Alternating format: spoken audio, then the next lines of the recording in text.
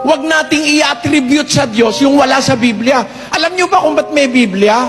14:37 ng unang Korinto. Pakinggan niyo.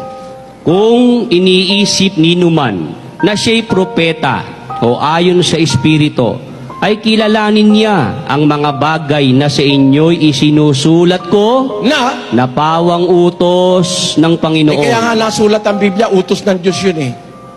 Kaya yung wala sa Biblia, ayaw ng Diyos nun.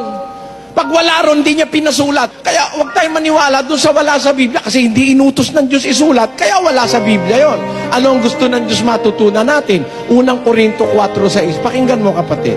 Ang mga bagay ngang ito, mga kapatid, ay inianyo ko sa halimbawa sa aking sarili at kay Apolos dahil sa inyo.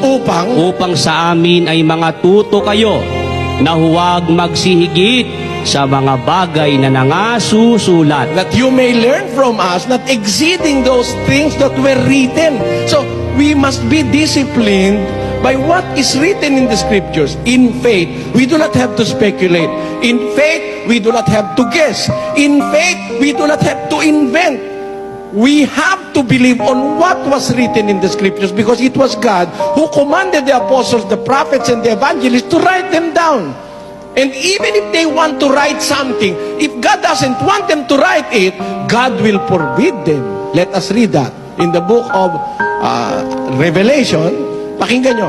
Isusulat nga nung apostol, ayaw ipasulat ng Diyos, kaya hindi niya sinulat eh. Basa. Gis 4. At pagkaugong ng 7 kulog ay isusulat ko sana. At narinig ko ang isang tinig na mula sa langit na nagsasabi, tatakan mo ang mga bagay na sinalita ng 7 kulog at huwag mong isulat. Write them na. Kaya hindi natin alam ngayon. May nagtanong sa akin, ano ba ang sinabi ng 7 kulog kung alam mo, Soriano? Alam ko po. Sabi ko sa kanya, ano ang sinabi? Ayaw ipasulat eh.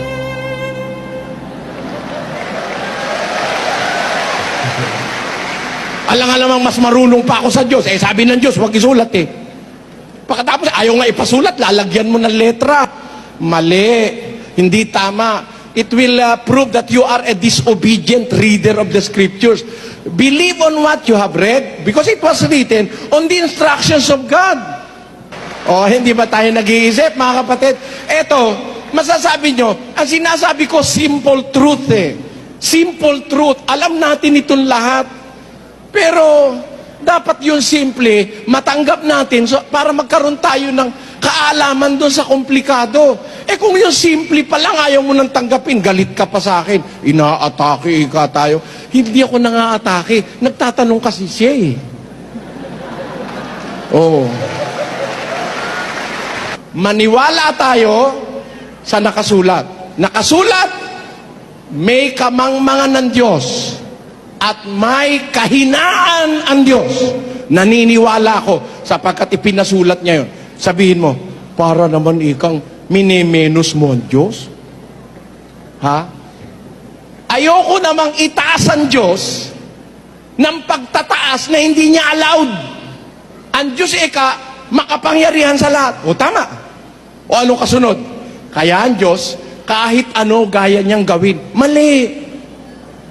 Kahit ano ang kayang gawin ng Diyos, that is your own interpretation. It doesn't follow that because God is Almighty, He can do everything He wants to do. No. God is limited to doing what is good. In fact, He cannot lie. Let us read. Titus chapter 1 verse 2, pakibasa. Sa pag-asa sa buhay na walang hanggan, na ipinangako ng Diyos na di makapagsisinungaling. O, tamo, yung Diyos na makapangyarihan sa lahat, hindi pwedeng magsinungaling. In hope of eternal life, which God that cannot lie. Read. Walang dayano, may citas, oh. You have your Bible there? Open your Bible. Which God that cannot lie promised since the world began. Period. Is it a period? The information is complete. He is an almighty God But it doesn't mean that because He is an Almighty God, He can do everything He wishes to do. We have no assurance if that is the kind of God that you have. He might lie. Then, your hope will perish. Because it is impossible for Him to lie. Therefore, we are assured of what He said. Every promise He made, He is going to fulfill it because He is a God that cannot lie. In fact, it is not only like that. He is a God that cannot lie. No. It is further supported by another verse in the Scriptures wherein it says, that by two immutable things in which it was impossible for God to lie. see that? It is impossible for God to lie. So, we can trust on Him because it is impossible for Him to lie. Impossible. It doesn't follow that because God is Almighty, He can do everything He wants to do or everything there is. Even if He wanted to lie, He cannot lie because it is impossible for Him to tell a lie.